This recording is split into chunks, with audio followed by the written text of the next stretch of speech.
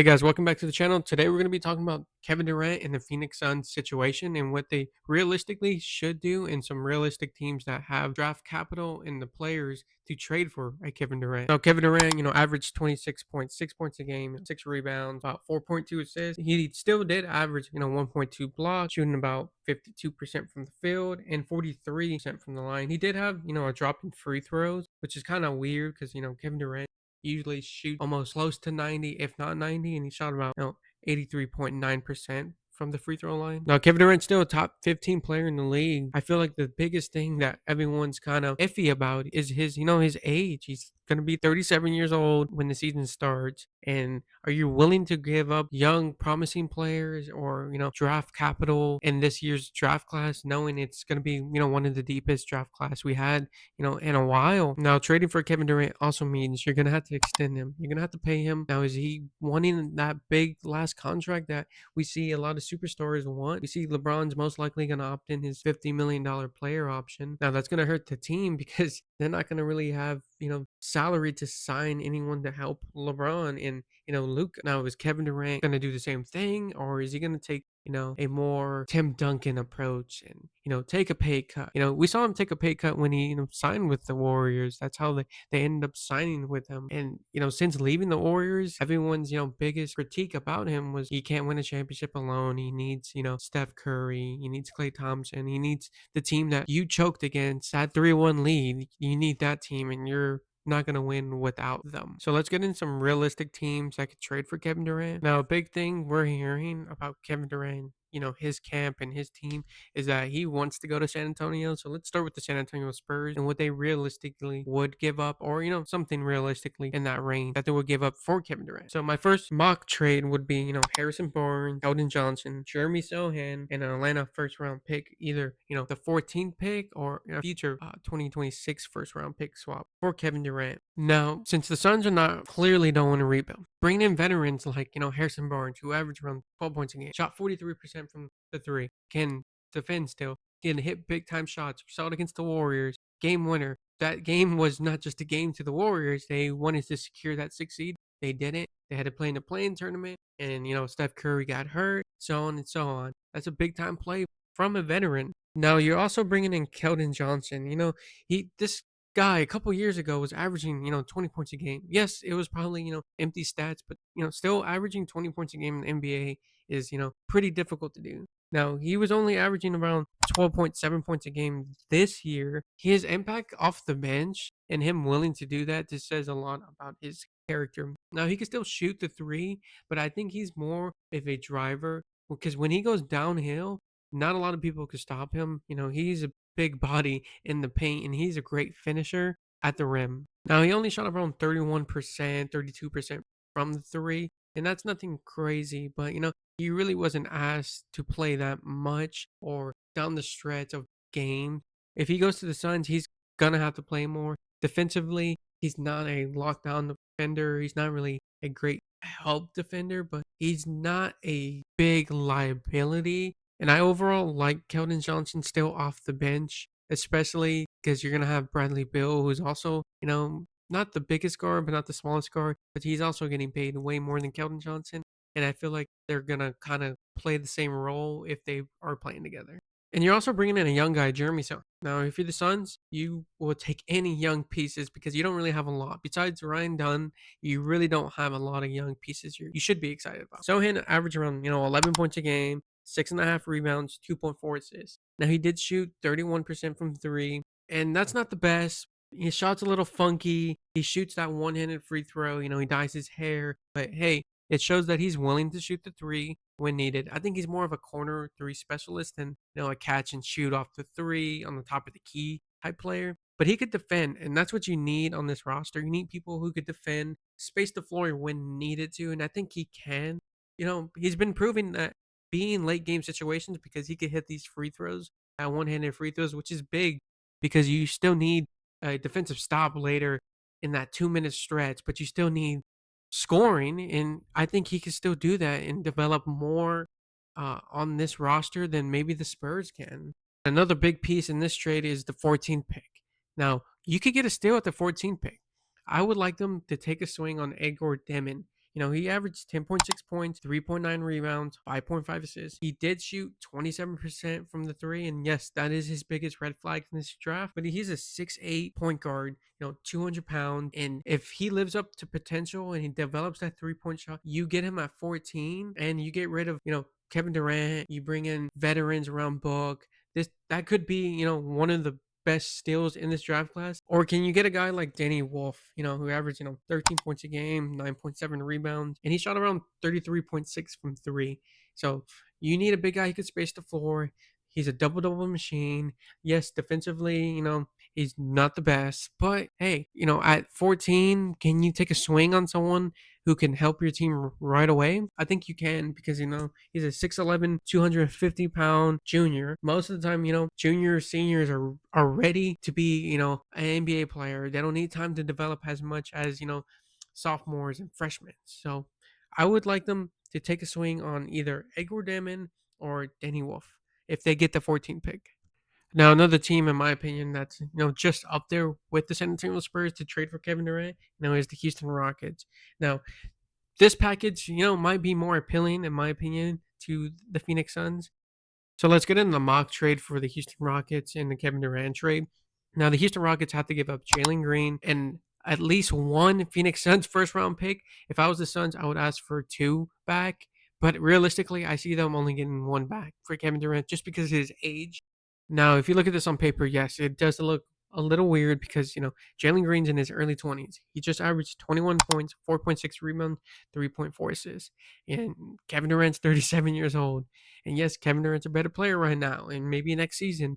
But, what about the season after? What about the season after that? Is he even in the league? Is he retired? This doesn't make sense for the Houston Rockets. But that's the point.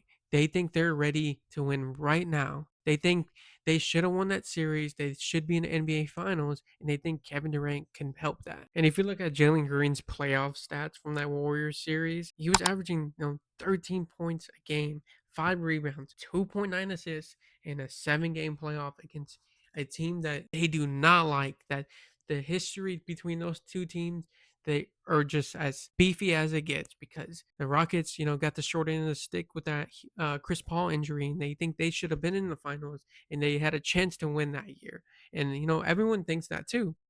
And one of your best players averaged, a mediocre, 13 points a game. You were missing that 20 points a game.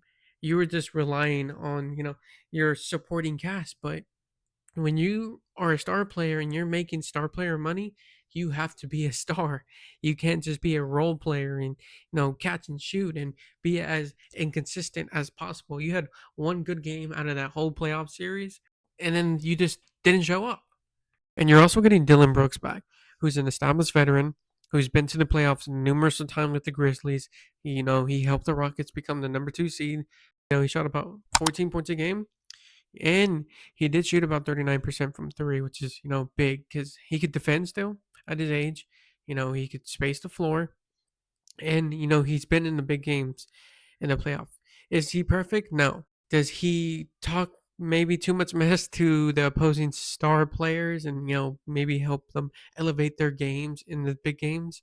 Yes, I mean, we've seen it, with Steph Curry, we've seen it with, Jimmy Butler, we've seen it with LeBron. But at the end of the day, if you're receiving a veteran like Dylan Brooks and, a potential star in the making, yes, I don't see him as a all-star, especially in the West of, Jalen Green, but, you're getting a 20-point per game scorer back along with, a productive role player in Dylan Brooks, and you're also getting your first round picks. Hopefully you could get two of your first round picks back. If minimum, I would get one back. If you can't get them back, it's not the biggest deal because as long as you're getting, a Jalen Green and a productive veteran back, I could also see the Rockets throwing in a, Cam Whitmore, but salary, they're probably going to throw in, a another player. They just signed Steven Adams back, so I don't see him getting traded. But maybe like a bench player, and Aaron Holiday back to Suns. And you have the New York Knicks, and I really don't see them as a realistic team, in my opinion, just because matching salaries is going to be really difficult. You're going to have to trade most likely Mikal Bridges, Josh Hart, and maybe McBride, just because you need to match the salary. On top of that, the Suns are most likely going to ask for, a first round pick, and you really don't have a lot of them. You have the one with Washington at 26, but do you really want to give up your draft capital, little ones that you have, because you did trade, 5 firsts for Mikal Bridges, and now you kind of just giving up on him after one season. And yes, you did fire your head coach, but trading for Kevin Durant, it's not the answer. It's finding a head coach. Another team that's reports are out there that I think it's semi-realistic, but not really at the same time, just because the trade assets that you're gonna have to do is the Atlanta Hawks, because you're gonna have to trade Jalen Johnson. And yes, he is a really good rising star in my opinion. And I do not think they should do it to pair with Trey Young. And he did get hurt last, but that doesn't mean to trade him just because he gets hurt. Because you're gonna have to trade, a Jalen Johnson. You're gonna have to trade Trey Mann most likely, and maybe Kobe Buffin. Your first round pick that you took, and yes, he was also hurt last year, and maybe he's, quote unquote, going to be a bust, but we don't know because we haven't really seen him. And you're probably going to have to trade even a first round pick attached on top of them. And I just think that's way too much for, a 37-year-old Kevin Durant. And even if you do that trade, like, where does it take you? Realistically, what does that take you? Yes, the East is weaker, but what are you going to be? The eighth seed, or do you still make the playing tournament with Kevin Durant and Trey Young? Another team that reports were out there that they might trade for Kevin Durant was the Minnesota Timberwolves, and reports just came recently today that Kevin Durant and his camp basically said, don't trade for me. I don't want to play with the Timberwolves. And I think that's a great thing for, Anthony Edwards and the Timberwolves, because you're going to have to gut basically your whole roster for Kevin Durant. And reports were saying, the Suns were asking for, Jaden McDaniels. And if you're the Minnesota Timberwolves, he, is untouchable along with Anthony Edwards, just because, he's a 3-and-D player, and he's a perfect piece with, Anthony Edwards, because defensively, and yes, Rudy Gobert has its offensive flaws, but those three guys, defensively were monsters. A realistic trade for the Timberwolves for a Kevin Durant trade, it would have to be a sign and trade with, Julius Randle, probably Mike Conley, just because, money wise, you need to match it a little bit. He was making around $10 million. You need someone like that, especially with the Suns. They want a veteran.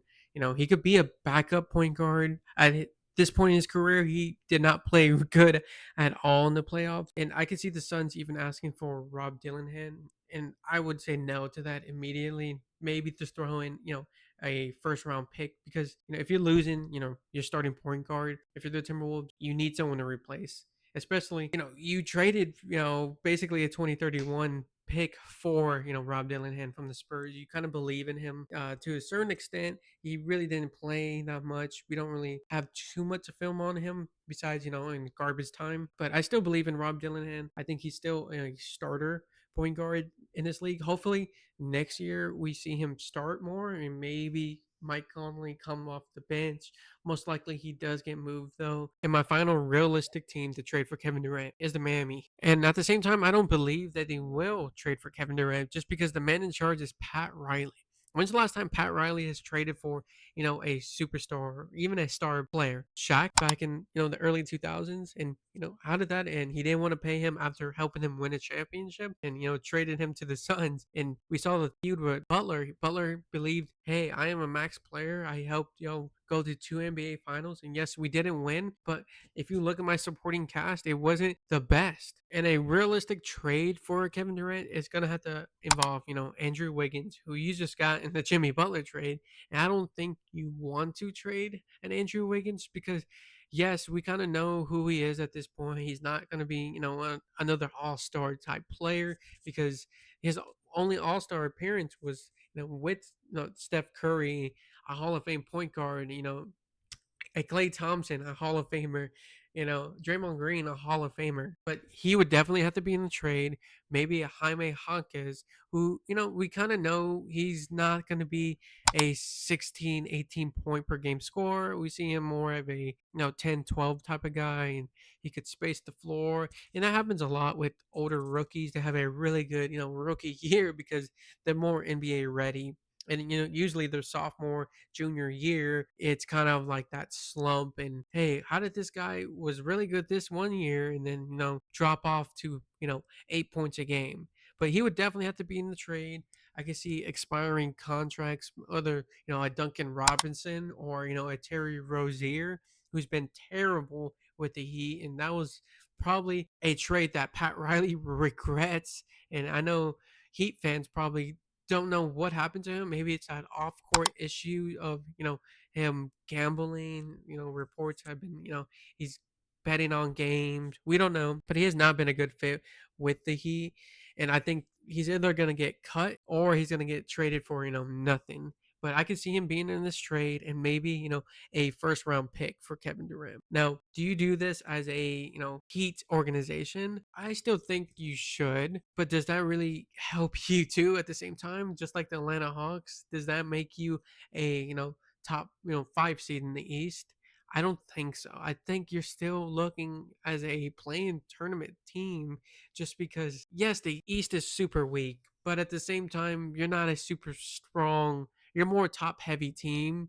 You don't have a really good bench. I just don't see them doing it either, just because Pat Riley is not known for trading for superstars who want out, especially at the age of 37 years old. He's usually the one trading them out. But that's all for this time, guys. Let me know what teams should realistically trade for Kevin Durant or a realistic scenario for a Kevin Durant and where you think he's going to end up. I think he's going to get traded this week, but let me know down below.